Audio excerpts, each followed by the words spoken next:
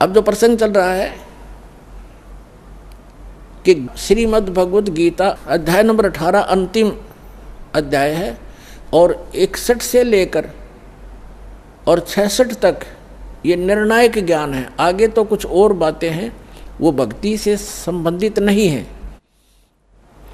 इन 61 से लेकर और 66 तक 6 मंत्रों में स्पष्ट कर दिया है कि जैसे 18वें अध्याय के 61 और 62 में कर दिया कि वो परमात्मा समर्थ है, वो सभी को कर्म अनुसार वही चलाता है, जैसे जिसके कर्म है उसके अनुसार से वो कार्य करता रहता है। और उस परमेश्वर की शरण में जाने से ही परम शांति को प्राप्त होगा, सनातन परम धाम के में प्राप्त चला जाएगा, जहाँ जाने के बाद साधक फिर लौटकर कभी संसार में नहीं आते। फिर क्या बता 18वें अध्याय के 63वें श्लोक में कहा है गीता ज्ञानदाता ने कि अर्जुन, ये गीता रूपी ज्ञान मैंने तुझे, ये बहुत गुप्त से गुप्त ज्ञान है जो आज मैंने तेरे से कह दिया। अब तेरी मर्जी, तेरी इच्छा है, जैसा चाहे वैसा कर। मेरी शरण में रहना है तो युद्ध कर, उठा हथियार, और उसकी शरण में जाना है तो उसके लिए तत्वदर्शी संत की खोज कर ले। ये गुप्त से गुप्त ज्ञान मैंने तुझे बता दिया। 18वें अध्याय के 64वें श्लोक में गीता ज्ञानदाता तुरंत कहता है कि एक गुप्त से गुप्त ज्ञान और बताऊं, फिर सुन कि जिस 18वें अध्याय के 62वें श्लोक में जिस परमेश्वर की शरण में जाने को मैं तुझे कह रहा हूँ, वो मेरा भी इष्ट देव है, वो मेरा भी पूज्य है। ये और गुप्त से गुप्त भेद बता दिया। अब 18वें अध्याय के 63वें श्लोक में स्पष्ट कर ही दिया कि ये गीता रूपी ज्ञान अति गुप्त से गुप्त मैंने तुझे बता दिया, सब गोपनीयों से भी गोपनीय। और कहता है एक और गोपनीय से भी गोपनीय बताता हूँ 18वें अध्याय के 64वें श्लोक में कि यही मेरा भी पूज्य देव है, इष्ट देव है। इष्ट में असी दृढ़म, ये पक्कम पक्का, नो डाउट। फिर 18वें अध्याय के 65वें श्लोक में कहा कि अर्जुन, यदि मेरी शरण में रहना है तो मैं पक्का वायदा करता हूँ, मेरा सिमरन कर, मुझे नमस्कार कर, मुझे प्राप्त होगा। 18वें अध्याय के 66वें श्लोक में फिर फैसला दे दिया कि यदि तूने मेरी शरण में रहना है तो पहले बता चुका हूँ, उसकी शरण में जाना है तो सर्वधर्मान परित्यज्य माम एकम शरणम व्रज।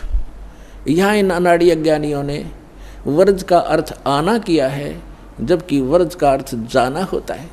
अब ये क्या कहते हैं कि अर्जुन, सर्वधर्मान परित्यज्य माम, मेरे सतर की सभी पूजाओं को छोड़कर मेरी शरण में आ जा। अरे भले आदमियों, दूसरे अध्याय के 7वें श्लोक में अर्जुन कहता है कि मैं आपकी शरण में हूँ, आपका शिष्य हूँ, मेरी बुद्धि काम करना बंद कर गई है, जो मेरे हित में हो आप मुझे राय दें। तो श्री कृष्ण जी की शरण में अर्जुन तो पहले ही था। अब ये कहो कि सर्वधर्मान परित्यज्य माम एकम शरणम व्रज, व्रज का अर्थ जाना होता, आना नहीं। जैसे इंग्लिश वर्ड गो है, गो का अर्थ कम नहीं हो सकता, आना नहीं हो सकता। कहीं सेंटेंस थे उसकी कितनी बनाए जाओ, फलाना व्याकरण बनती है, फलाना बनती है, फलानी धातु बनती है, अटपट मारते हैं, मूर्ख बनाते हैं, इनको ज्ञान नहीं है। तो इसमें कहा कि सर्वधर्मान परित्यज्य माम, मेरे सतर की सभी धार्मिक पूजाएं छोड़ दे। परित्यज्य कौन कौन सी हैं? ओम नाम का जाप है, जैसे ओम तत्सत, ये 3 मंत्र का जाप है, आपको दिया जाता है जिनको कंप्लीट कोर्स प्राप्त हो गया है। तो ओम जो मंत्र है ये ब्रह्म की साधना है, इसके सतर की धार्मिक कमाई है, हम इसको दे देंगे। पहले हम इसको ब्रह्मलोक में जाकर नष्ट करते थे, देवता बन जाते थे, अपना धन नाश करके फिर गधा बन जाते थे। तो अब हमें ज्ञान हो गया, हम इसका कोई प्रतिफल नहीं लेंगे, अपनी पूंजी नाश नहीं करेंगे। हमारे ऊपर इसका ऋण है, क्योंकि ये पृथ्वी इसने तप करके प्राप्त कर रखी है और हम इसमें बेमतलब आ गए। अब इसने हमें मजदूर बना लिया कि यहाँ कमाओ और खाओ और मेरा टैक्स दो, हमें मजदूर बना रखा, बंधक। तो अब परमात्मा आए हैं हमें छुड़वाने के लिए, विधि बताई कि इसका टैक्स दो, मैं तुम्हारा अकाउंट कराऊंगा और इसका तो ये मजदूरी करो, इससे पीछा छुड़ाओ, चलो सतलोक में जहाँ से तुम आए हो, जहाँ कभी दुख नहीं होता।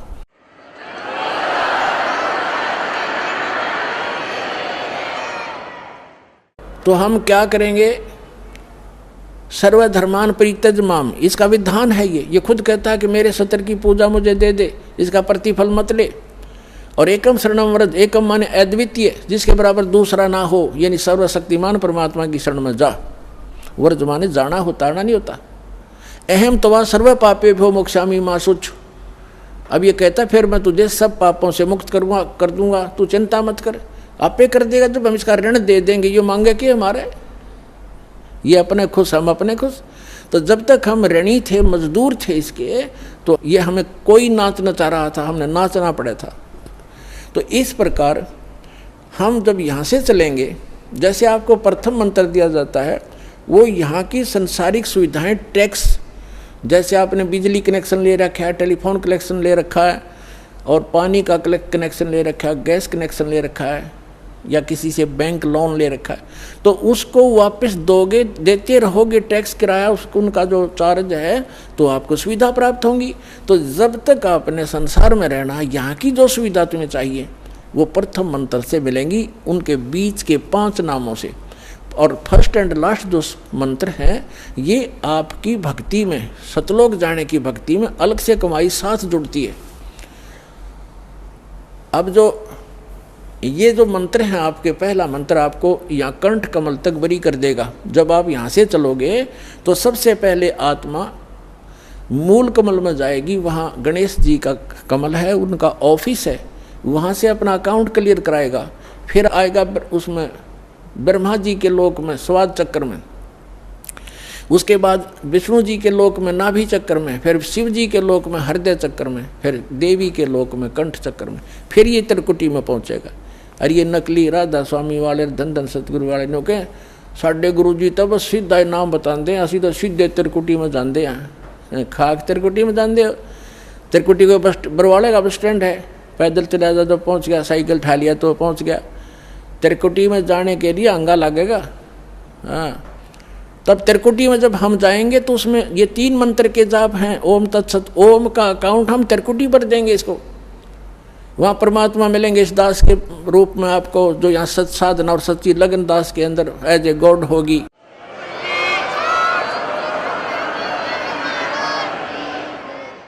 तो उसको लेकर के परमात्मा जाएगा इस धर्मराज के दरबार में, जो यहाँ का न्यायाधीश है, और उसको ये गीता अध्याय नंबर 18 का श्लोक नंबर 66 यानी ये विधान कोड करेगा। ये दास आपका वहाँ वकील बनेगा। कबीर साहब कहते हैं, कर लो गुरु वकील मुकदमा भारी है, ये कर लो गुरु वकील मुकदमा भारी है। यानी गुरु का रोल यहाँ से लेकर लास्ट तक चलेगा, करेगा भगवान, लेकिन निमित्त दास रहेगा। तो वहाँ पर ये धारा 18वें अध्याय की 66 में संविधान की धारा वहाँ रखी जाएगी कि सर्वधर्मान परित्यज माम एकम शरणम व्रज, ये पकड़ो तुम्हारा विधान है। और ये सारी ओम सतर की जो पूजा अपनी, ये पकड़ो, इनकी अकाउंट क्लियर करो। इससे हम 11वां द्वार पार कर जाएंगे। 11वां द्वार पार करके हम प्रवेश करेंगे, जब वहाँ अक्षर पुरुष का लोक आएगा। 7 संग ब्रह्मांड हैं, उससे पार होने का जो हमने किराया देना है, वहाँ से उसका साधन हमें मिलेगा, और उसके प्रतिफल में हम इस तत्व मंत्र की कमाई उसको देंगे। वो हमें 12वें द्वार में जा छोड़ेगा। 12वां द्वार पार करके हम सतलोक चले जाएंगे। वहाँ जाकर फिर कभी लोग लौट कर संसार में नहीं आएंगे। बोलो सतगुरुदेव।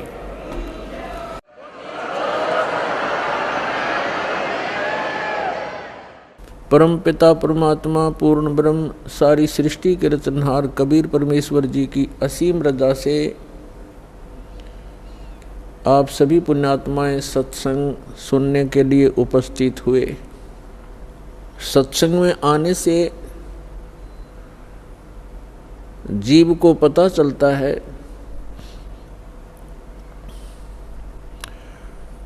हम कौन हैं, कहाँ से आए हैं,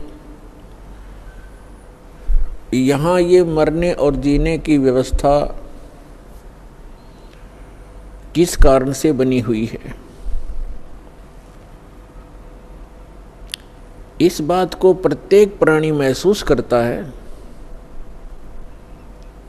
जन्म हुआ अच्छी बात, परिवार हो गया बहुत ही अच्छी बात, पुत्र पुत्री हुए,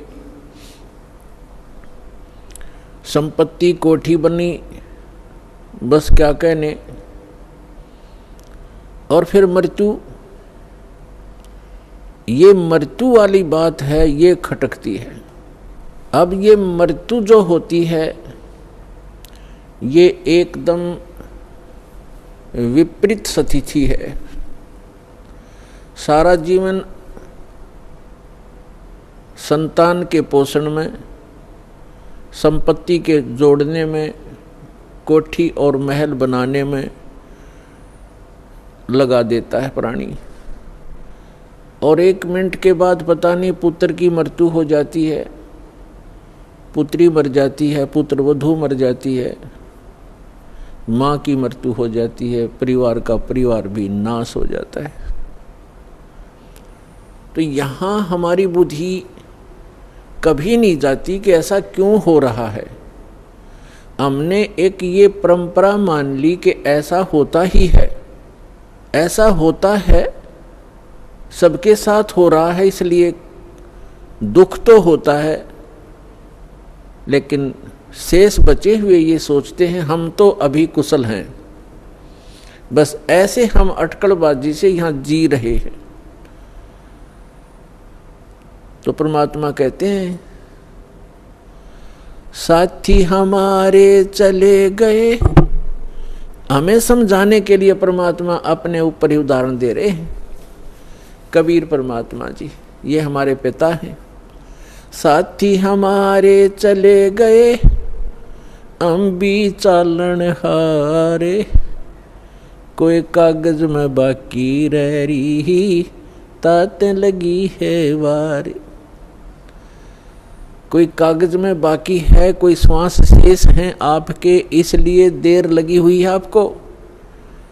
और जो चले गए संसार छोड़कर, उनके भी, उनकी आशाएं, उनके इरादे, उनकी सोच यही थी कि अभी मृत्यु नहीं होगी।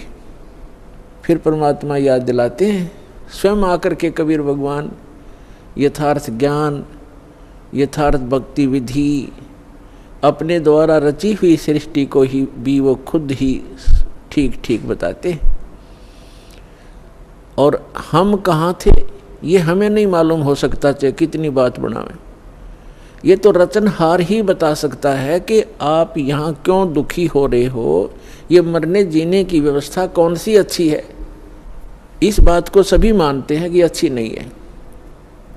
तो इसलिए परमात्मा हमें जगाना चाहते हैं, यथार्थ ज्ञान हमारे हृदय में उतारना चाहते हैं, पहले ये बता करके कि जिस व्यवस्था में आप व्यवस्थित हैं और जिन क्रियाओं में आप तत्पर हैं, यदि आप परमात्मा की साधना भक्ति नहीं करते हो, मोक्ष प्राप्ति का प्रयत्न नहीं कर रहे हो, तो ये क्रियाएं तो पशु पक्षी भी कर रहे हैं। तो मानव शरीर की क्या आवश्यकता थी, जिसमें परमात्मा ने अच्छी सोच दी है, बुद्धि दी है, और समय पर गर्मी सर्दी प्राकृतिक आपदाओं से बचने की व्यवस्था भी हम कर सकते हैं। जैसे गर्मी से बचने के लिए कोई झोंपड़ी महल मकान बना सकते हैं, इतनी बुद्धि भगवान ने दी है। समय पर आहार करने के लिए हम पूर्व संग्रह कर लेते हैं, अन्न इकट्ठा कर लेते हैं, और गर्मी सर्दी से बचने के लिए भी हम कोई झोंपड़ी महल बना लेते हैं। इसका उद्देश्य क्या है? इसका उद्देश्य ये है, इन सब सुविधाओं को परमात्मा ने इसलिए दिया है कि आप प्राकृतिक आपदाओं से डिस्टर्ब ना हो सकें और भक्ति करते रहें। जैसे परमात्मा की प्राप्ति में ये आत्मा उसी समय से व्याकुल है जिस समय से ये उस परम पिता के उस सुखमय स्थल से, उस सतलोक से, अमरलोक से बिछुड़ कर आई है, उस परम पिता से दूर हुई है। उसी दिन से इसको आभास हो गया है कि जो सुख मैं छोड़ के आया हूँ वो यहाँ नहीं है। उसकी खोज में फिर ये अपनी अटकलबाजी से, जीव सोच से सोचने लगता है, प्रयत्न करता है। जैसे कोई निर्धन है, वो सोचता है कि धनवान सुखी होंगे, धन में सुख होगा। और धनी व्यक्ति को स्वप्न में भी सुख नहीं होता। पुण्यात्माओं, निर्धन को तो ये बात जचे नहीं कि धनवान सुखी नहीं, लेकिन किसी धनवान यानी मायाधारी से मिलकर देखना उसके ऊपर कितनी समस्याओं का पहाड़ होगा, आप सोच भी नहीं सकते। जहाँ माया है वहाँ शीतलता नहीं हो सकती, जहाँ भट्ठी अग्नि की तप रही हो वहाँ शीतलता नहीं हो सकती।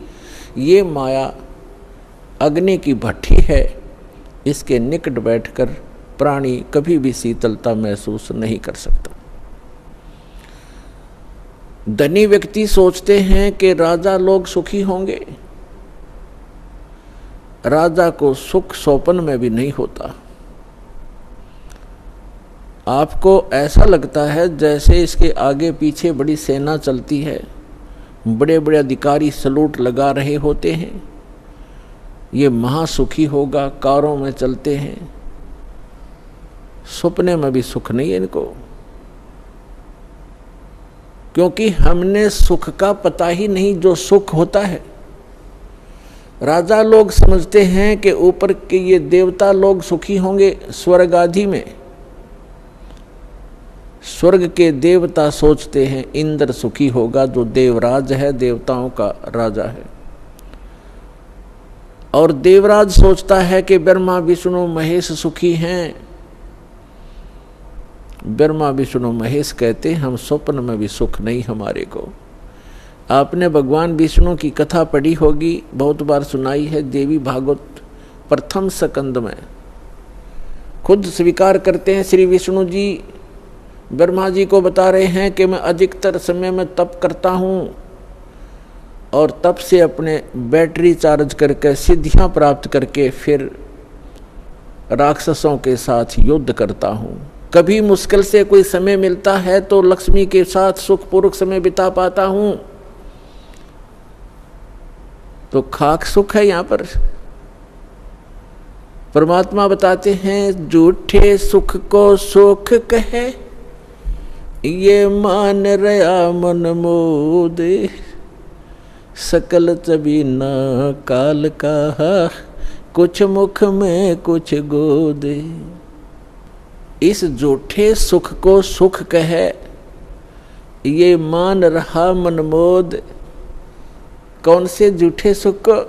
एक व्यक्ति बता रहा था कि मेरे एक कन्या ने जन्म लिया, जन्म से उस कन्या के गुदा स्थान नहीं था। इसको देखकर मेरे ऊपर पहाड़ टूट गया समस्या का, महा दुखी हो गया मैं। डॉक्टर के यहाँ लेकर गया मेडिकल में। जिस वार्ड में मेरी बेटी को भर्ती किया उसमें ऐसे 3-4 केस और थे। तब मुझे कुछ राहत मिली कि मेरे जैसे और भी दुखी हैं। बताओ इससे क्या लाभ मिला उसको? अपना मन में मान लिया कि चलो और भी दुखी हैं तो मैं भी दुखी हूँ, कोई बात नहीं। क्या वो दुख हल्का हो गया? क्या गुदा स्थान बन गया बेटी का? तो पुण्यात्माओं, इसे गंदे लोक में रह रहे हम। यहाँ सुख नाम की चीज नहीं है। हम एक दूसरे को दुखी देखकर उससे हल्का दुख हो या उसके बराबर हो, हम अपने राहत मान लेते हैं। यहाँ कोई विकल्प नहीं है। जैसे एक व्यक्ति के 3 पुत्र थे, एक पुत्र की मृत्यु होगी। बहुत दुखी, बुरी तरह रो रहे हैं, आहार भी नहीं कर रहे हैं। शोक व्यक्त करने वाले व्यक्तियों में एक ऐसा व्यक्ति उपस्थित था जिसका एक ही पुत्र था, वही मृत्यु को प्राप्त हो चुका था। तो सांत्वना देने वालों ने कहा कि देख भाई, यहाँ तो ऐसा ही है, सभी की मृत्यु होती है, ये तो भगवान हवाला बात है, चिंता मत करो। देखो ये भाई बैठा है, इसको देख कर जी ले, इसका इकलौता पुत्र था, उसी की मृत्यु होगी, ये भी तो अपना समय व्यतीत कर रहा है, धैर्य कर। तो तब उस व्यक्ति को कुछ होशी आई, हाथ मुंह धोए, कुछ देर में खाना भी खा लिया। अब उसने ये सुख मान लिया कि देख इस बेचारे का इकलौता पुत्र था और वही मर गया, मृत्यु को प्राप्त हो गया। शुक्र है मेरे तो 3 थे, मेरा तो 1 ही मरा है, 2 तो बचे हैं, पहले इससे सुख मान लिया। क्या वो बेटा वापस आ गया? तो यहाँ परमात्मा कहते हैं झूठे सुख को सुख है ये मान रहा मनमोद, और सकल चबीना काल का कुछ मुख में कुछ गोद। परमात्मा यहाँ क्या बताते हैं? भाई तन दर सुखिया कोई न देखा, जो देखा सो दुखिया हो। उदय अस्त की बात करते हैं, मन सबका किया विवेक का हो, सबका किया विवेक का हो। भाई घाटे बाधे सब जग दुखिया, के गृष्टि बैरागी हो। लाभ हानि से सब कोई दुखिया, के गृष्टि बैरागी हो। सुख देव ने दुख के डर से, गर्भ में माया त्यागी हो, गर्भ में माया त्यागी हो। तंदर सुखिया कोई न देखा, जो देखा सो दुखिया हो। उदय अस्त की बात करते हैं, मन सबका किया विवेक का हो, सबका किया विवेक का हो।